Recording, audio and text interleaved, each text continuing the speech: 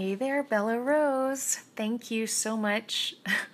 Sorry, I acted like I was talking to Bella Rose. I am Bella Rose. I am talking to you, and I thank you for joining me.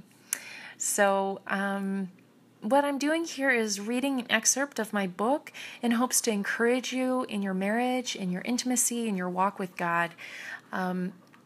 I'm doing that every Tuesday, so I thank you for joining me. This is a little unusual if you are new to the podcast. I took a couple months off for the summer to focus on what I think God wants me to focus on at this point, but we'll be back in August, back to DYM, and so you can go ahead and check out the many interviews, 130-something interviews, maybe more than that. So go to delightyourmarriage.com to listen to all of those wonderful interviews with amazing women and a couple men and different topics. So lots and lots of different topics. All right, so today's reading, though, to encourage and inspire you. Are you unintentionally hurting him? Your insecurities pain him. Are you the kind of lady who likes roses on Valentine's Day? Do you enjoy a special date planned for your anniversary? Or do you expect a surprise gift for your hubby on your birthday? These may seem like no-brainers for you, but for him it can be very scary. It feels like his abilities as a husband are on trial. I misunderstood my husband in this area for a long time. I thought that he didn't want to bring me flowers or celebrate special days for me. But further, my mind would make up a story that he didn't think I was worth these niceties. These are important to me, so it hurt when he missed an occasion or put no thought into a celebration-worthy day. We eventually were able to uncover the truth. He felt vulnerable every time these occasions came around. He was so worried about whether I would like what he prepared. So often he would choose the safer route of doing our normal routines instead of anything special. Of course, these routines I'm typically satisfied with, but on these days, they would make me very disappointed. What he couldn't understand was the pain he caused me. His quote-unquote forgetting was avoiding the risk of being judged or letting me down. Plus, he unconsciously thought that ignoring them would make the expectation go away. Instead, it caused significant pain for me. He didn't understand the pain his insecurities were causing me. We are similar. As a woman, I failed to realize the pain I was causing my husband by withholding my body from him. Whenever I gained a few pounds or maybe had a bad eating day, it was hard for me to indulge in a sexual experience because of my own insecurities. I was self-conscious about my body and thought it wasn't a big deal if I didn't engage intimately with him for a couple of times or a couple of days or for a while. I failed to realize the pain he went through by my disinterest in sex. For me, I thought he couldn't possibly be attracted to someone who had gained those extra pounds. That's the issue.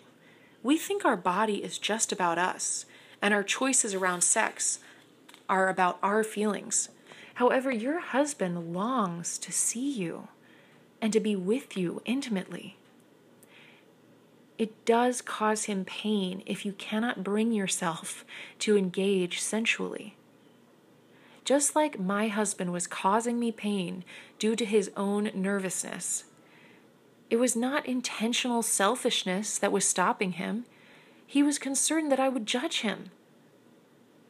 Your self-consciousness is most likely causing your honey pain. At the least, it's robbing him of a more fantastic and fulfilling love life. Self-consciousness isn't reality. Movies have messed up our understanding of what it feels like to be sexy. It seems like only women with perfect bodies and faces can be confident in bed. That could not be further from the truth. God made you with a unique sexual appeal that no one possesses but you. Everyone feels vulnerable taking off their clothes. The only reason actresses in movies don't seem self-conscious is because they're professional actors. It's their job to make it look effortless. Even the skinniest, most proportionate women feel nervous about their bodies. The hottest women on magazine covers today will age, just like the rest of us. Eventually, they too will have worries about the state of their appearance. If they're putting their trust in their looks now, their feelings of body confidence will melt into self-doubt. Everyone feels nervous at times. Most of us feel inadequate in a saucy teddy. That doesn't mean your husband doesn't enjoy it, even while you feel nervous. If you could see through his eyes, I bet you'd agree that you look great. Have you ever felt you looked terrible at an event? Then weeks later, a couple of pictures from the party revealed a darn good-looking lady? Our feelings about how we look are not to be trusted. Self-consciousness is a robber. It vandalizes all that we hold dear. If we start feeling self-conscious and our husband gazes off into the distance, we can come up with a story in our heads that he is disinterested or, worse, daydreaming about someone else. Both are probably ludicrous. I have wreaked havoc on my marriage during a time when I felt particularly uncomfortable in my own skin. I thought he had a wandering eye when we were out walking together. It was a beautiful summer day, and we were really enjoying each other's company. I tried to shake the concern, but eventually I just asked him. He was surprised and immediately felt attacked. A storm cloud seemed to roll over our previously delightful afternoon. He felt like all the good he was doing in our relationship, which was plenty, was totally irrelevant, that he could do nothing right in my eyes. Eventually the upset subsided, and he clarified that, in fact, he had not been checking out the woman with the booty shorts. Then it hit me. My own insecurity caused me to make this up in my mind. Then his defensive response made me feel even more discomfort and insecurity. This was a trap, laid by the enemy. Both of us felt pain. Here we were enjoying a wonderful time together, and the enemy wants to steal that. He wants to turn us against each other, and insecurity is a very effective tool. So I go into that quite a lot more, but just again to reiterate, self-consciousness is not reality, and it steals what God wants to do in your life. So don't let it. Don't let the enemy do that. It is just not okay.